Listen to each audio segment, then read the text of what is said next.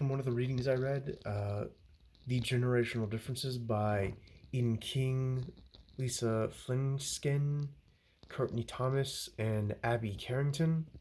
I think that it was very interesting to know that there are five generations that are working all together at once. I never really considered that there were that many different generations at all that even lived at once, but it's very fascinating to think that we have that many that diverse a group of age in the workplace, and that despite all of this, that there is very little difference between these groups and generations.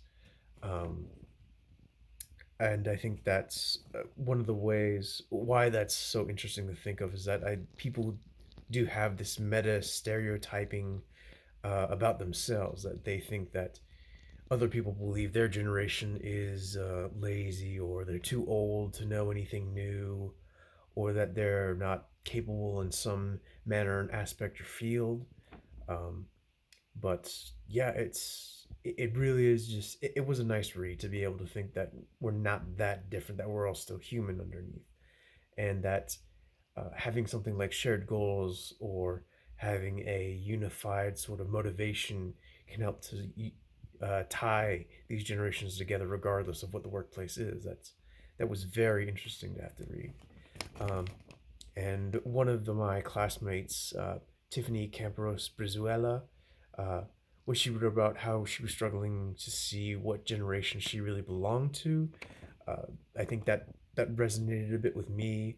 I never really taught or thought much about what generation I belonged to, just because it never really came up, and when it did, it was either my parent or somebody who was informally talking to me saying that you're a millennial because I looked young, and that felt a bit for me that felt very odd because I'd never really identified as one, but I can understand not really knowing what generation you belong to just because it's not an exact science.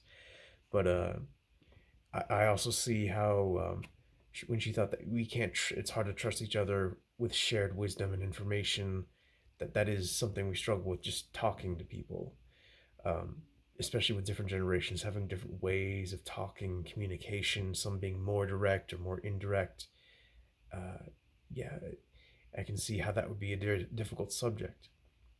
But it was really nice to know that she thought that there was again little difference between each generation, and that they all had something unique to offer, but that ultimately, again, still human underneath all that.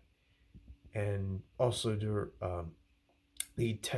Chip's TED talk about how his experience as an older man amongst many younger people, especially when he was first talking about how he was among uh, 25-year-olds engineers, and his little quip about the whole like, oh, if you I don't even remember the exact words, I'm sorry, but if you sold something but it didn't work, did you really sell it?